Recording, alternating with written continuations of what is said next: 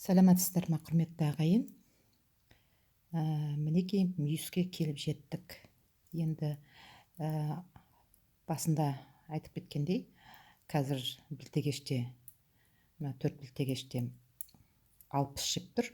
Соны екіге бөлдім. Мінекей табанына 30 жіп, үстіне 30 жіп. Енді мен мынау екеуінің бұрышына екі жақ бүйірінен қысқартып отырып, қазір мүйісін шығарам. Екі жақ бүйірінен қысқартып, кемітіп отырып. Яғни, мінекей мынау 27 жіп мен тоқыдым. Енді мынау бір бүйірінде 3 жіп қалды.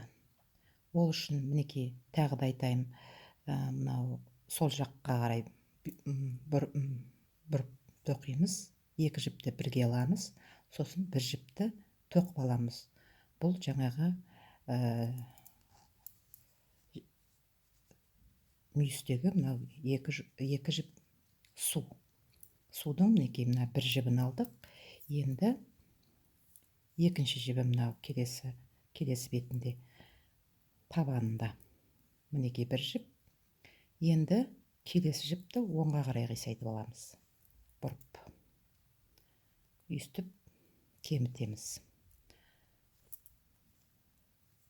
Сосын мынау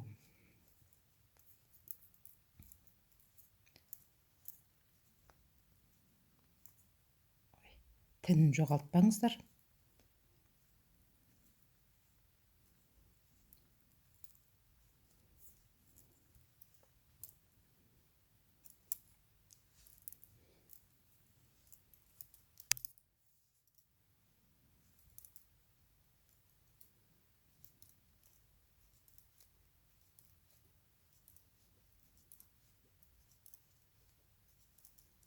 Тінін жоғалтпаңыздар, жіптеріңіз біркелкі болып тоқылсын. Барлығын оң жаппай қып тоқып жатырмыз. Мінекей тағы да мына шетінде, екінші білтегештің шетінде, бір білтегештің соңында жаңа қысқарттық қой. Енді мынау астын табанның бір шетінен кеміттік. Енді екінші жақ бетінен кемітеміз. Ол үшін біз жаңағы солға қарай жіпті бұрып, екі жіпті бірге алып кемітеміз. Бір жіп су. Енді үстіне көшеміз. Үстінен бір жіп су. Енді оңға қарай кемітіп аламыз. Екі жіпті бірге тоқып, бұлай кемітеміз. Сөйтіп,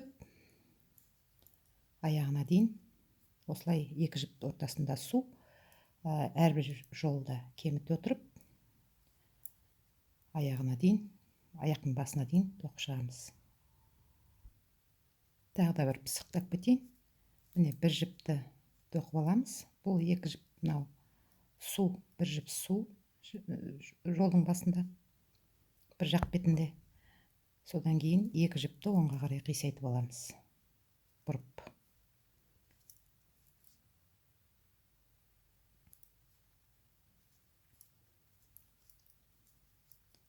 Әуел баста жіпті екіге бөліп алдық қой, жаңағы үстінен, сосын астында 30 жіп, үстінде 30 жіп, екі бүйірінен кемітеміз деп.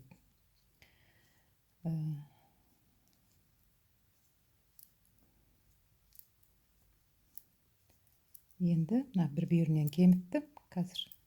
Енді мына жерде үш жіп жетпей тоқтаймыз. Енді бұны жаңағындай солға бұрып, екі жіпті бірге тоқимыз, кемітеміз. Мінекей бұл үстінің соңы, екі ненің шұлықтың екі жақ бүйірі. Табаны мынау тұр, үсті мынау тұр. Енді табанын бастап кемітеміз. Бір жіп су. Мына екі жіпті оңға қарай бұрып кемітеміз. Тінін жоғалтпаймыз, тіні шашылып кетпесін.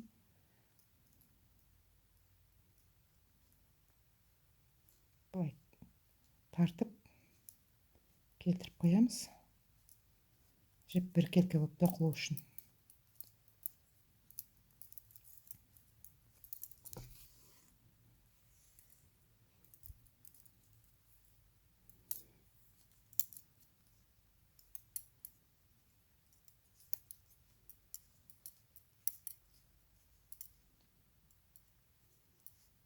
Табанның бір жағын кеміттік. Енді екінші жағында 3 жіп қалғанға дейін тоқимыз да, енді жіпті айналдырып бұлай солға қарай бұрып тоқимыз. Бір жіп сол. Осылай соңына дейін тоқып шығамыз. Мінекей мен кемітіп болдым. Енді әрбір білтегеште 2 жіптен қалды. Енді бұны мынандай бір 20-25 сантиметрдей жіп қалдырып, жіпті үземіз.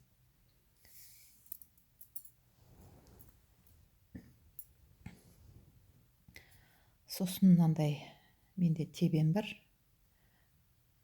Бұрын бұндай тебенмен әжелеріміз көрпе көктейтін, шешем, әжем көрпе көктейтін. Осындай менде ине бар. Осы мінекей мынандай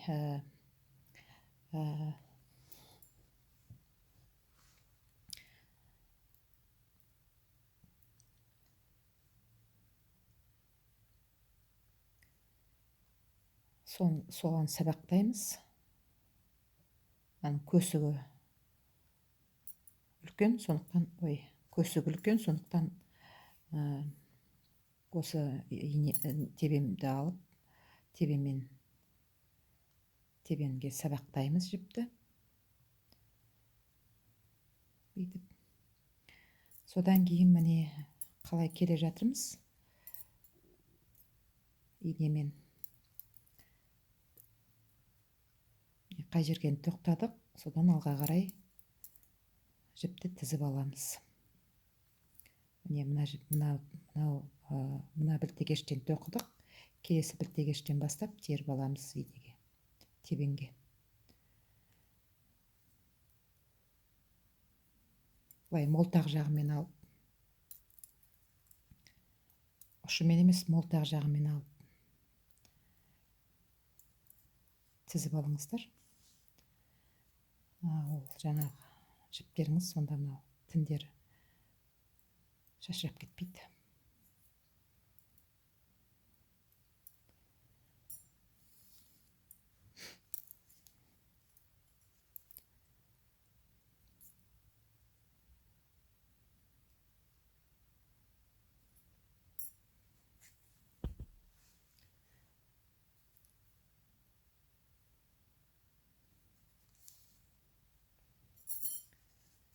Сөйтіп, бұны бүйтіп тартып біріктіреміз де.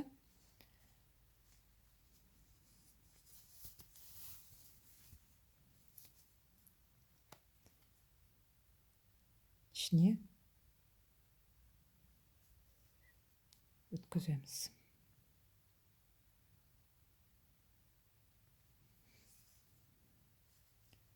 Ішкі бетіне өткізген соң шұлықты айналдырамыз.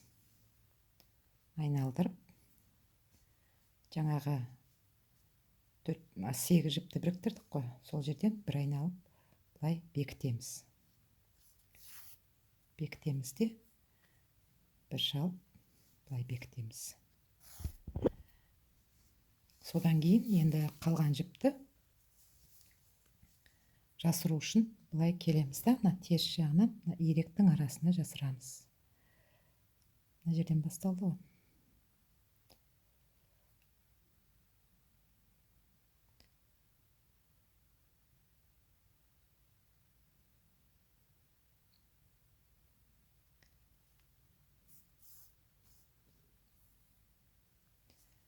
Сөйтіп келіп, мынау иректі қайталаймыз да, қайтадан тоқимыз. Сол иректің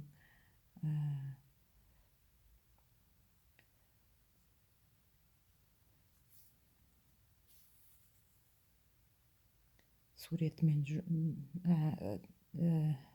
иректің қалпымен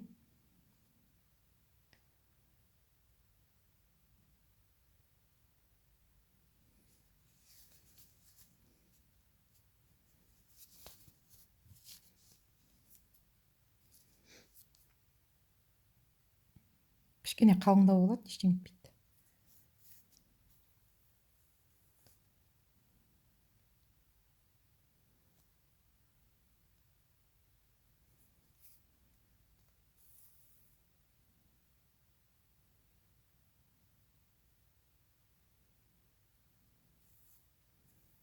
Кішкене алысырақ ұстайық. Сөйтіп, осылай бір-екі рет жүргеннен кейін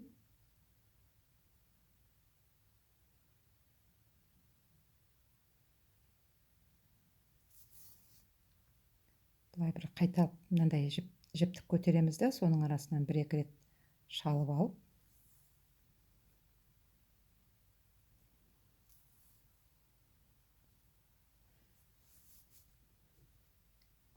аяқтаймыз. Сосын мына жерден шамалы ғана кішкене ұш қалдырып, жіп қалдырып қиып тастаймыз.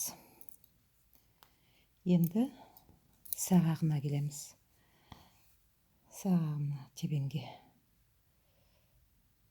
жібін, басталған жіп қой бұл. Соны өткізіп аламыз. Содан кейін бұны мынау бір жіп былай іліп аламыз да, содан кейін барып мынау әрбір тоққан оң тоқыс бар емес пе, соның әрбір соғын қайталай отырып бір 4-5 қатар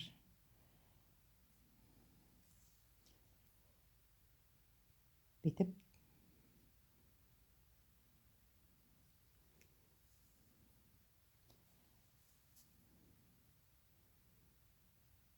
4-5 қатар тоқып шығамыз.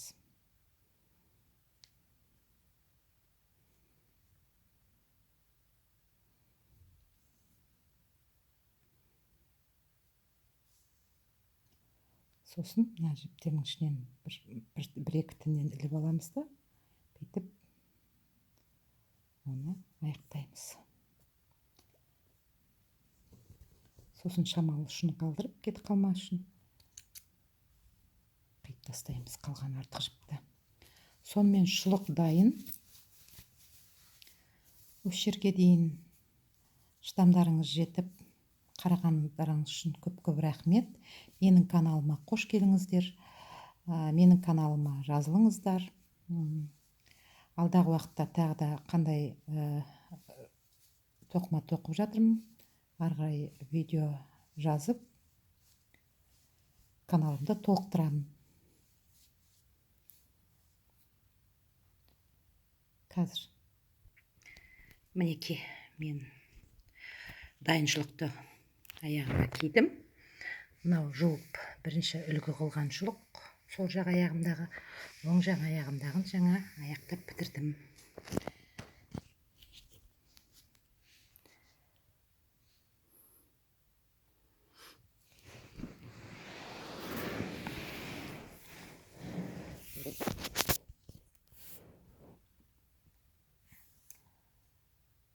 Менің каналыма жазылыңыздар, ауырмаңыздар. Коронавирустың ауылы сіздерден алыс болсын. Аман болыңыздар, сау болыңыздар.